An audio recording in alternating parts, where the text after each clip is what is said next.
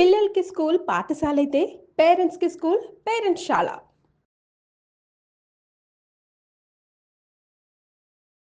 నమస్తే అమ్మా. నమస్తే తల్లి. ఆడవాళ్ళకి ప్రీతికరమైన మాసాల్లో శ్రావణ మాసం ఒకటి, కార్తీక మాసం ఒకటి. అవునమ్మా. ఇక ఆషాఢం అయిపోయిన తర్వాత శ్రావణ మాసం రానే వచ్చేస్తుంది కాబట్టి అది శ్రావణ మాసంలో హ్మ్. ఏ డేస్ చాలా ముఖ్యమైన డేస్. శ్రావణ మాసంలో ప్రతిదీ ముఖ్యమైన రోజే. అయితే వ్రతాలు, నోములు ప్రత్యేకంగా చేసుకోవాల్సిన రోజులు ఉన్నాయి కాబట్టి అవన్నీ ఎప్పుడో ఒక లిస్ట్ మనం ఇస్తే ఈ వీడియో సేవ్ చేసుకొని మహిళలందరూ ఆ లిస్ట్ ఫాలో అయిపోతూ ఉంటారు. అమ్మో, క్యాలెండర్ చూడకుండా సుఖం అన్నమాట. సుఖం ఏం లేదమ్మా, శ్రావణ మాసంలో సోమవారాలు. ఈ సంవత్సరం శ్రావణ మాసం మనకి జూలై 25 శుక్రవారం ప్రారంభం అవుతోంది. శ్రావణ మాసం ఓకే. ఎంత శుభమో చూసారా? మరి శుక్రవారంతోనే మొదలైంది. అంటే ఈ సంవత్సరం ఎన్ని శుక్రవారాలు వచ్చాయి? 5 శుక్రవారాలు వచ్చాయి. 25వ తారీఖు ఒక శుక్రవారం, ఆగస్టు 1వ తారీఖు శుక్రవారం, ఆగస్టు 8వ తారీఖు శుక్రవారం, ఆగస్టు 15 ఇంకొక శుక్రవారం, ఆగస్టు 22 ఇంకో శుక్రవారం. సో ఇప్పుడు 5 శుక్రవారాలు. ఈ 5 శుక్రవారాల్లో మనకి ప్రధానంగా వరలక్ష్మి వ్రతం చేసుకునేటటువంటిది పౌర్ణమికి ముందు వచ్చే శుక్రవారం, అంటే 8వ తారీఖు చేసుకుంటాం. ఓకే. సో వరలక్ష్మి వ్రతం ఆగస్ట్ 8వ తారీఖు. మూడో వారమే. ఈసారి 3 అయింది. అదే శనివారము ఆదివారం వచ్చింది అనుకో శ్రావణ మాసం, అప్పుడు 2వ వారమే వస్తుంది. ఎవరికన్నా కానీ ఈ ఆగస్టు 8వ తారీఖు చేసుకోవడం వీలు కాలేదనుకోండి, అందరికి వీలవుతుందని నమ్మకం లేదు కదా, అవ్వదు కదా. అట్లాంటప్పుడు 1వ తారీఖు చేసుకోవచ్చు, లేకపోతే మళ్ళీ 15వ తారీఖు చేసుకోవచ్చు. అసలు చేసుకోలేరు 15వ తారీఖు.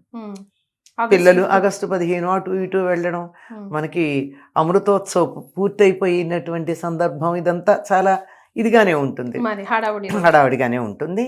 అది లేదంటే 22 కూడా చేసుకోవచ్చు.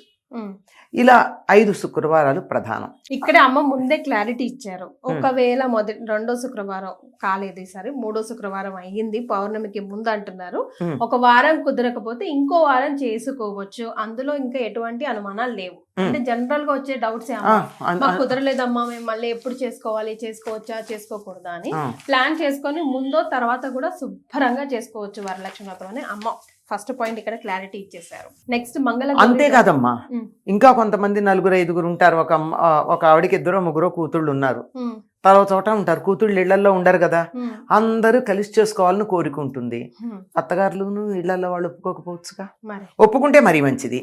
లేకపోయినా మా ఇంట్లో చేసుకోవాలని ఉంటుంది కదా, అందుకని 4 వారాలు 4 ఇళ్లలో చేసుకుంటారు మా కొంతమంది. శుభ్రం అందరు అట్లా కూడా చేసుకోవచ్చు. అమ్మ ముత్తైదులు ఇద్దరు కలిసి ఒకే చోట నోముకోవచ్చా? ఇప్పుడు ఇద్దరం తోటికోళ్ళం, ఇద్దరం కలిసి ఒకే మీ తోటికోడళ్ళు అంటే మీ ఇంటి పేరు ఒకటే, మీ అత్తగారు ఒకటే ఉన్నారు కదా, మీరు ఒకటే కలసం అది పెట్టుకుని కూడా చేసుకోవచ్చు. 2 విడివిడిగా కూడా పెట్టక్కర్లా. వేరే ఉంటే విడిగా పెట్టుకోవాలి, కానీ కూతుళ్ళు అయితే విడివిడిగా పెట్టుకుంటారు, కానీ ఇంటి పేర్లు మారతాయి గనక మీకు అవసరమే లేదు. ఒక్కటే పెట్టుకుని చక్కగా చేసేసుకోవచ్చు, హాయిగా చేసుకోవచ్చు. ఇలా చేసుకుంటే ఏమంటే ఒకళ్ళ ఇంటికి ఇంకొకళ్ళు తాంబూలానికి వెళ్ళడానికి వాటికి వీలవుతుంది. ఇలా 4 వారాలు చేసుకునే వాళ్ళు ఉన్నారు. మళ్ళీ మంగళవారాలు చాలా ప్రధానం. మంగళవారాలు 29వ తారీఖు, తర్వాత 5వ తారీఖు, 12వ తారీఖు, 19వ తారీఖు, 4 మంగళవారాలు వచ్చాయి. జూలై 29 అంతే కదా, జూలై 29, తర్వాత ఆగస్టు 5, ఆగస్టు 12, ఆగస్టు 19, 4 మంగళవారాలు వచ్చాయి. మంగళవారం వ్రతం చేసుకునే వాళ్ళు చేసుకుంటారు. ఇప్పుడు ఈ మంగళగౌరి వ్రతం అంటే ఈ 4 వారాల్లో ఇప్పుడు మనం వరలక్ష్మి వ్రతం ఎలా చేసుకుంటామో అలా చేసుకోవాలమ్మా, లేకపోతే 4 వారాల పాటు చేసేవి కూడా ఉంటాయా? అమ్మ, 4 వారాలు వరలక్ష్మి వ్రతం ఎవరైనా చేసుకుంటారు. ఒక్కసారి చేసుకుంటే చాలు, అంటే ఒక వారం. లేదు సంతోషంగా 4 వారాలు చేసుకోవచ్చు అనుకోండి. అయితే మంగళగౌరి వ్రతం మాత్రం కొత్తగా పెళ్ళైన అమ్మాయిలే చేసుకుంటారు 5 ఏళ్ల పాటు. మొదలు పెడితే 5 ఏళ్ల పాటు చేసుకోవాలి, ప్రతి మంగళవారం చెయ్యాలి. ఒకవేళ ఈ సంవత్సరం 5 శుక్రవారాలు వచ్చినట్టు ఒక సంవత్సరం 5 మంగళవారాలు వచ్చాయి అనుకో, 4 బదులు 5 మంగళవారాలు చేసుకోవాలి. ఒకవేళ ఎప్పుడన్నా ఒక మంగళవారం ఆడవాళ్ళకి ఇబ్బంది వచ్చింది అనుకో, అప్పుడు 3 అవుతాయిగా. అందుకని ఏం చేస్తారు, వినాయక చవితి నాడు చేసుకుంటారు. వెంటనే వచ్చేది భాద్రపద మాసం ఉంది కదా, వినాయక చవితి నాడు చేసుకుంటారు, అది పూర్తి చేస్తారు. ఈ మంగళవారం వ్రతాల్లో కూడా ప్రాంతీయ భేదాలు ఉన్నాయి.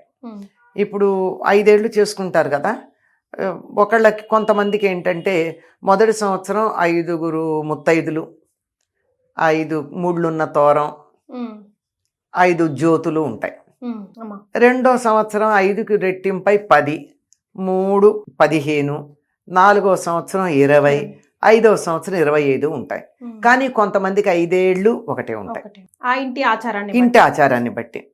ఇది మాత్రం కొత్తగా పెళ్ళైనటువంటి ఆడవాళ్ళు మంగళగౌరిని ప్రార్థించి తన మాంగళ్యం ఎక్కువ కాలం ఉండేటట్టుగా ప్రార్థించి చేసేది. ఈ శ్రావణ మాసంలో వచ్చే అన్ని మంగళవారాలు చేయాలి, అలా 5 సంవత్సరాలు కంటిన్యూస్ గా చేయాలి. దానికి ఉద్యాపన ఉంటుంది. ఏదైనా ఒకటి కానీ మనం ఒక వ్రతంలాగా ఒక నియమం పెట్టుకుని చేస్తే మాత్రం దానికి ఉద్యాపన ఉంటుంది. శ్రావణ మంగళవారం ఒక నోము అంటే దానికి ఉద్యాపన ఉంటుందో లెక్క ఉంటుంది. ఇప్పుడు వరలక్ష్మి వ్రతం ఉందనుకో, అది వ్రతం అంచేత దానికి ఒక ఉద్యాపన లేదు. ఎన్నైనా ఎంత 10 మంది ముత్తైదులకు పెట్టుకోవచ్చు, 100 మంది ముత్తైదులకు పెట్టుకోవచ్చు, ఒకటి తప్పదు. కనుక దీనికి ఉద్యాపన ఉంటుంది. ఈ ఉద్యాపన కూడా కొత్త పెళ్లి కూతురికి చేస్తారు.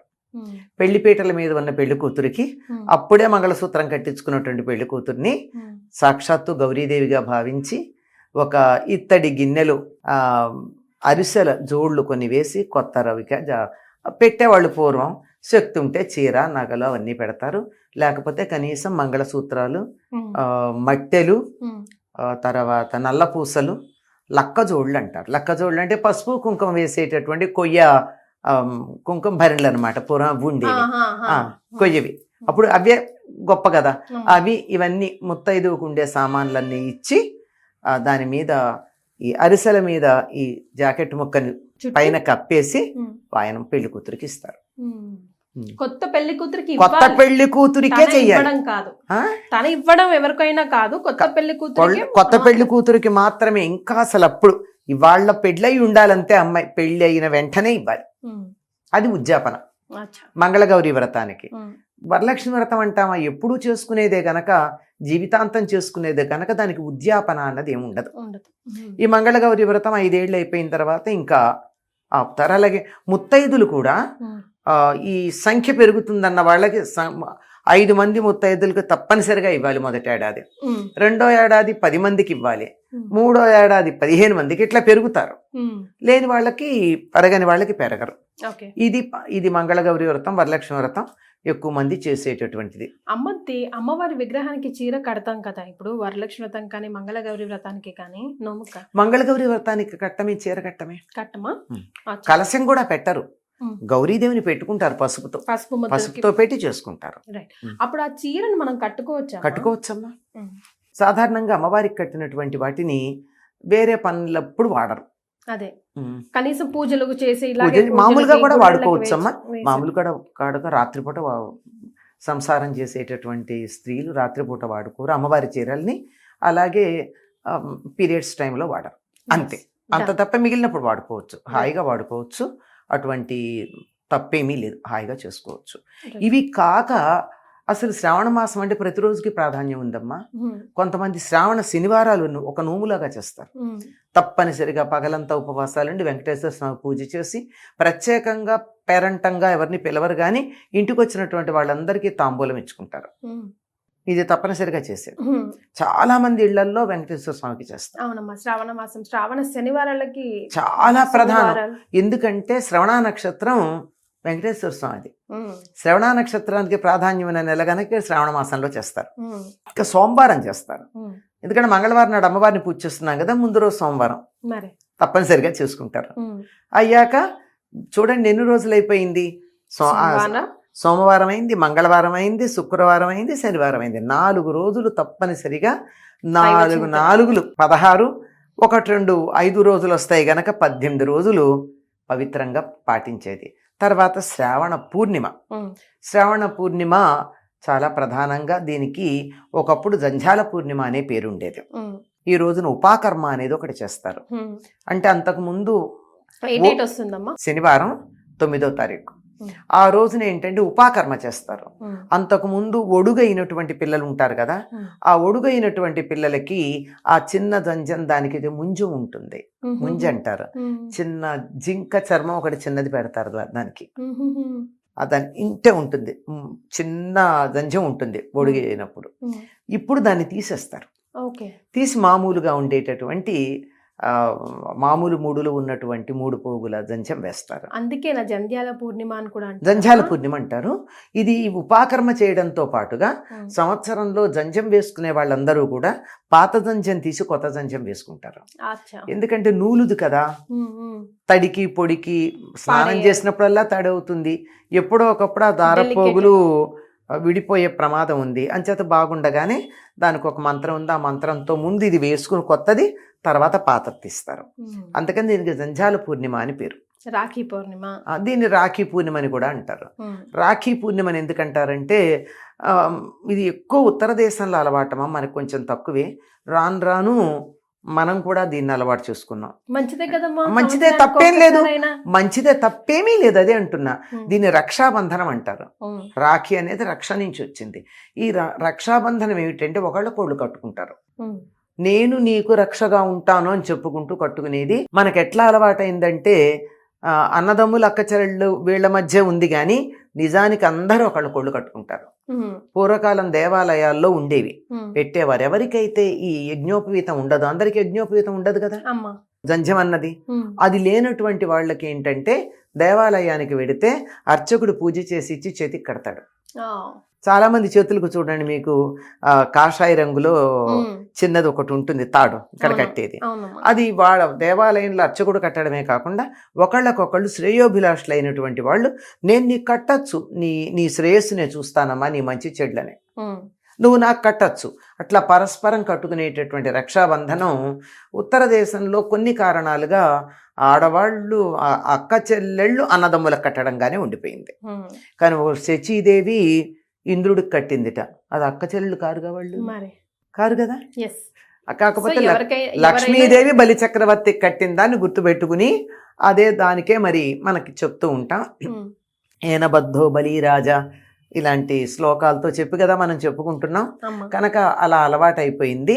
కానీ మామూలుగా అయితే ఎవరికైనా నీ శ్రేయస్సునే కాంక్షిస్తున్నాను, నీ రక్షణ బాధ్యతనే వహిస్తాను అన్న వాళ్ళందరూ చక్కగా ఒకళ్ళు రక్షాబంధనం కట్టుకోవచ్చు. మీరు చాలా చాలా పవిత్రమైంది. ఇప్పుడు అన్నదమ్ములు అక్క చెల్లెళ్ళకి పరిమితం అయినందు మాత్రమే కొత్తగా మనకు వచ్చింది తప్ప రక్షాబంధనం మొదటి నుంచి ఉంది. ఈ రోజునే వేదాధ్యయనం ప్రారంభిస్తారు. అప్పుడు ఒడుగు చేసిన తర్వాత పిల్లవాడు, అంటే పూర్వకాలం మాట, ఇప్పటికీ కాదు, వాళ్ళు చిన్నప్పుడు చేసేవాళ్ళు కదా 8వ ఏట. ఈ ఒడుగు అయిన తర్వాత ఆ పిల్లవాడు ఇంకా కొంతకాలం తల్లిదండ్రుల దగ్గరే ఉంటాడు. ఈ ఉపాకర్మ చేసి గురువు గారు తనతో తీసుకెళ్తారు. వేదాధ్యయనం మొదలుపెట్టే రోజు ఇది. పైగా ఇందులో వస్తుంది మనకి చాతుర్మాస్యంలో వచ్చింది.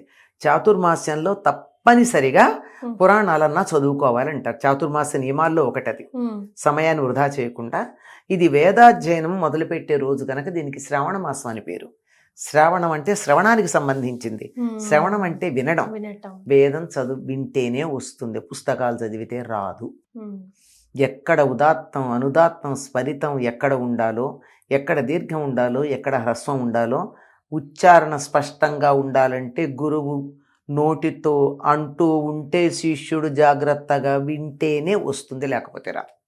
శ్రవణానికి ప్రాధాన్యం ఉన్నది. లేకపోతే మనం వింటున్నాం కదా, లలితా సహస్రనామాలే ఎక్కడ విరవాలో తెలియకుండా రాముని తోకలాగా విరవడం. మనం వినాలి.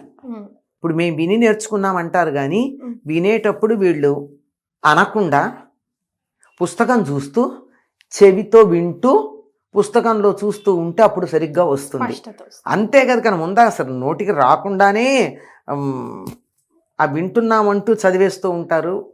ఎక్కడ ఆపాలో, ఎక్కడ కలపాలో, ఎక్కడ ఏం చేయాలో తెలియనటువంటి పరిస్థితి ఉంటుంది. కనుక శ్రవణానికి ప్రాధాన్యం ఉంది. వినండి, శ్రవణంతో నేర్చుకునేది వేదం కనుక వేదానికి ప్రాధాన్యం కలిగినటువంటి రోజు. ఇవన్నీ అయిన తర్వాత ఇంకో చాలా పెద్ద విశేషం ఉందండి. ఇది వేదానికి ప్రాధాన్యం ఉండడానికి కారణం కూడా హయగ్రీవుణ్ణి హయగ్రీవ రూపంలో హయగ్రీవ రాక్షసుని సంహరించి వేదాలను ఉద్ధరించినట్టు రోజుగా చెప్తారు దీన్ని. అది ఇంకా ఇంకో ప్రధానమైనది ఏమిటి ఉందంటే బహుళ అష్టమి. బహుళ అష్టమి, శ్రావణ బహుళ అష్టమి, శ్రీకృష్ణ పరమాత్మ అవతరించినటువంటి రోజు కృష్ణాష్టమి. కృష్ణాష్టమి ఎప్పుడు వస్తుందమ్మా? ఆగస్టు 16వ తారీఖు. ఓకే. వరుసగా సెలవులు చూసారా, 15, 16, 17. అవును కదమ్మా, సూపర్. అంటే మనకేముందంటే సెలవులు వచ్చాయంటే అసలు పండగే లేకుండా పోతుంది. హడావుడి తగ్గుతుందంట మెల్లిగా. కాదు ఊళ్ళు ఎడదాము మరోటి చేద్దాం అని సంబరాల్లో ఉంటాం. అమ్మో ఇవన్నీ పెద్ద పండుగలు కదమ్మా. పెద్ద పండుగలు కదా. ఆగస్టు 15 శుక్రవారం బుడిబుడి అడకలు వేసుకుంటే ఇంట్లోకి రావాలి కదా. కృష్ణాష్టమి 16వ తారీఖు అమ్మ, ఓకే. ఆగస్టు 16. ఆ రోజు చేసేటటువంటి ప్రత్యేకమైనటువంటి పూజలు ఉంటాయి, కృష్ణుని ప్రార్థించుకోవడం ఉంటుంది. ఇలా శ్రావణ మాసం అంతా విశేషాలే. ఇంకొకటి శ్రావణ శుద్ధ పంచమిని నాగపంచమి అని ఉత్తర దేశం వాళ్ళు చేసుకుంటారు. మన దగ్గర తక్కువమ్మ. మనం కార్తీక మాసంలో నాగుల చవితి చేసుకుంటాం, వీళ్ళు మాత్రం నాగపంచమి చేస్తారు. అంటే ఎప్పుడో ఒకప్పుడు చేసుకోవడం అందరికీ అలవాటే గనక ఏదో ఒక సందర్భంలో తెలంగాణ జిల్లాలో కూడా ఈ నాగుల పంచమి ఎక్కువ చేస్తారు అనుకుంటానమ్మా. కొద్దిమంది మహారాష్ట్ర ఆ ప్రభావం ఉన్నటువంటి వాళ్ళు చేస్తారు, మహారాష్ట్ర ప్రభావం ఉన్న వాళ్ళు చేస్తారు. ఆవిడ అలాగే ఇటు పక్కకు గనక వెళ్ళినట్టయితే ఒరియా ప్రభావం ఉన్న వాళ్ళు కూడా చేస్తారు. తెలుగు వాళ్ళందరూ మాత్రం నాగుల చవితి చేస్తాము. తర్వాత ఇంకా సుబ్రహ్మణ్య షష్ఠి కూడా చేస్తాం. ఈ సుబ్రహ్మణ్య షష్ఠి చాలా విశేషంగా తమిళనాడులో చేస్తారు, గోదావరి జిల్లాలో బాగా చేస్తారు. సుబ్రహ్మణ్య షష్ఠి ఎప్పుడు వస్తుంది? అది కూడా మార్గశిర మాసంలో వస్తుంది. అది మార్గశిర మాసంలో వస్తుంది. పైగా సుబ్రహ్మణ్య షష్ఠి అనం మనం దాన్ని సుబ్బారాయుడు షష్ఠి అంటూ ఉంటాం. చూచి వద్దాను రండి, మన వారింటో పెళ్ళి, మళ్ళీ వద్దాను రండి అని చెప్పి మనం వీటి ఆడతాం కదా చెమ్మ చెక్క వాటిల్లో. అలా పాటల్లో పెట్టేసి మర్చిపోకుండా చేస్తామమ్మా. చాలా విశేషంగా అత్తిలి అనే గ్రామంలో చేస్తారమ్మా.